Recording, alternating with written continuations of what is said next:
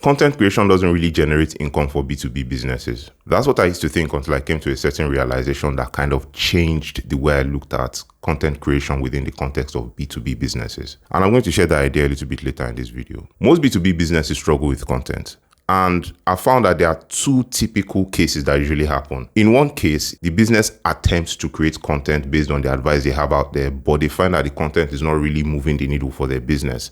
And somewhere down the line, they quit or they get frustrated. In the other case is businesses that aren't quite clear on what they need to do. And that lack of clarity, that lack of understanding kind of stifles them and paralyzes them, leaving them not even taking the first step. And the gap in both cases comes down to the same thing. A lot of the content advice out there applies mostly to B2C brands. For example, I've seen scenarios where creative agencies, some consultancies jump on the latest TikTok trend, maybe a dance or something like that. And while that gets some eyeballs, while that gets some attention, they usually find that that attention doesn't lead to business. And it's because they're getting attention from the wrong source. That is the gap that needs to be filled. And that's the difference between B2Bs and B2Cs. B2Cs, for the most part, usually sell products that appeal to the masses.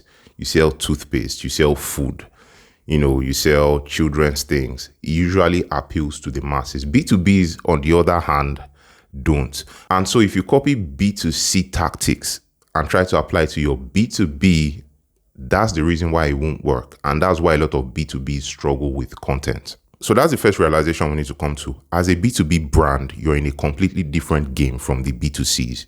Let's establish that. So the next logical question to ask is, as a B2B, what game should I then be playing? So far, we've already established that B2Cs are in the game of mass attention, virality. As a B2B, you're in the game of resonance. What's the difference? Virality is about getting more eyeballs, like I just said. Resonance is about getting the right eyeballs. So as a B2B business, your concern is getting in front of the right decision makers in many cases. And so your approach needs to be targeted, right? Jumping on the latest TikTok trend probably won't do that for you. And it's not just about getting in front of the right eyeballs. It's about showing the right things to those people. Because a lot of the time, let's be honest, the decision makers don't have your time that much. So showing up on their feed, dancing, okay, that's enough of bashing TikTok dances, okay? Your game as a B2B is to get in front of the right people and show them the right things. So you're showing your expertise for the most part. That's resonance. Your aim should be that whatever I'm doing now needs to get in front of the right people and capture their attention and build trust with them somehow. There's no point getting 1 million views and most of those views are not people that can buy from you. It's better for you to have 100 views and maybe 10 or 20 of them are people that can actually buy from you or that can influence people to buy from you. And that's the reason why you see a lot of business-related content creators not having millions of views or millions of subscribers on their channel. I've heard stories of people who had hundreds of subscribers on their thing, but those subscribers were so quality that made them a lot of money. So we are not in the game of virality. So that's the game of resonance in a nutshell. It's about getting in front of the right people and building trust with them over time. That is the goal for your content as a B2B business. So I'm hoping that already is beginning to shift the way you look at your content. We're not here to go viral. We're not here to amass views on ending. We're here to target the right people. So the next logical question here is, how do we do that? How do we create content that is targeted at the people we're trying to reach? My solution for this video is meant to guide you in the right direction. I want us to borrow from the actual media companies that exist now. So I've broken down media companies into 3 categories. Category 1 are entertainers. So here we have movie studios, music labels, people who do series, things like that. Category 2 are educators/informers. So these are news companies and newspaper companies, and their whole thing is to share information with the public or educate the public somehow. So the third category are edutainers. These are people who are able to blend education/information and entertainment. So on the one hand, you have people like lifestyle magazines or fashion magazines. They are informing us on something that is entertainment related, if that makes sense. We also have people who do documentaries, for example. They are also educating us, but in an entertaining way. So some documentaries are about interesting things that happened in the past. You both get a good history lesson and learn some fun facts, so to speak. So I put them in the edutainment category. So those are the three categories. B2Cs mostly live in the entertainment category, which is why the content for B2Cs is often entertainment related. If you think about all the ads from the past, Indomie noodles, catchy tunes, interesting radio jingles. But as a B2B, you live in the education/information and edutainment categories. So what that means is that your content as a B2B business should be to inform, educate, reveal an insight, change the way your client thinks about something. It should appeal to their pain points. It should appeal to their emotions. That is the job of your content as a B2B business. Why? Because that's how you build trust with them. These are business people. These are people who are trying to grow their business. They're either trying to run away from some pain or they're trying to reach a certain goal. If you can create content that kind of helps them achieve one of those things, I think you would build trust with them. And if you build trust with them, they're more likely to buy from you. The goal of your content as a B2B brand, the goal of content for anyone should be to build trust. I don't care if you're an influencer or you're a business person trying to grow your business. Your goal with your content should be to connect and build trust with whoever you're trying to connect with. So as a B2B, that's how you connect with those people and build trust with them. You might then ask, how do I ensure that the content reaches those people? This is where the algorithm comes in. The whole point of the algorithm, the whole game of the algorithm is to analyze the content you're creating and try and put it in front of the right audience.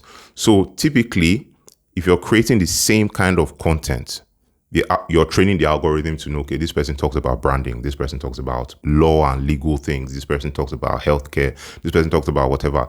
And then the algorithm goes to help you seek out the right audience who might need those things. And in doing that, most likely will land on the people who it helps. How will it know? Those people will signal by saving it, liking it, commenting, whatever it is. That's also how you should be looking at your analytics when you're looking at them. Don't just be happy when you see views. You need to try and understand the quality of those views, because for you, qualified views are more important than many views, if that makes sense. And so back to what I was saying, when those people give the algorithm the signals that they're your audience, then the algorithm will show them more of what you do. And on your own end too, you also need to be quite consistent with the kind of content you create. If you create healthcare content today and then tomorrow you create financial content and then tomorrow you create entertainment content, you kind of confuse the algorithm. And that's why a lot of accounts don't grow. And so that's how your content will reach those people. Of course, you can take matters into your own hand as well.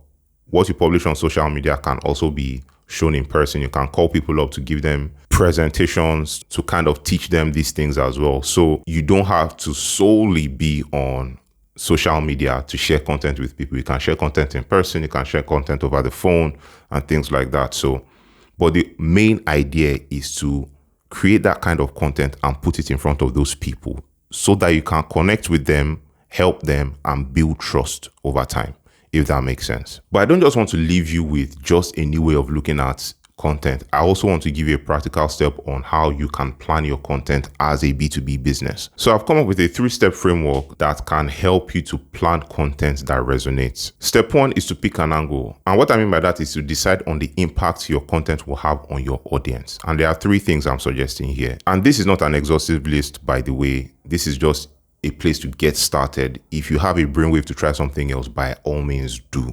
I have to put that in there. There are 3 things you can do here. You can either teach, so you're teaching things like frameworks or processes that they can put in place to help them either solve a pain point or achieve a certain goal. You can also expose. So by exposing, you're exposing blind spots, you're exposing pitfalls of making certain kinds of decisions, things like that. And you can illuminate. So by illuminating, you're changing the point of view on certain things, and you can do that with insights. You can do that with things like data and research and things like that. So expose, teach, illuminate. Those are 3 good starting points. Pick your angle and then go from there. So the second part of the framework is to run your content through a resonance test. And you simply have to ask yourself these 3 questions. Question number 1, would the decision maker stop scrolling for this? Or would this stop a decision maker in their tracks? It may not be on their timeline, it could be in person, it could be over the phone. If you present this information to them, would it be something that will catch their attention? Question number 2, is this something that is easily found on Google? Because there is no point presenting something that they can easily Google or something that is obvious to everybody. And this is a big mistake a lot of people make. The question number 3 to ask yourself is, would you bring this up in a client call? Is this something you said before on a client call? Is this something you see yourself saying on a client call? Because if it's not, then it's probably not that relevant. The idea here, the supporting idea here is that you need to treat your content like another one of your products. You don't just want to sell something to people that people don't want. A lot of people make the mistake of putting out content for content's sake, but not qualifying the content if it's quality enough, if it's something that actually helps someone.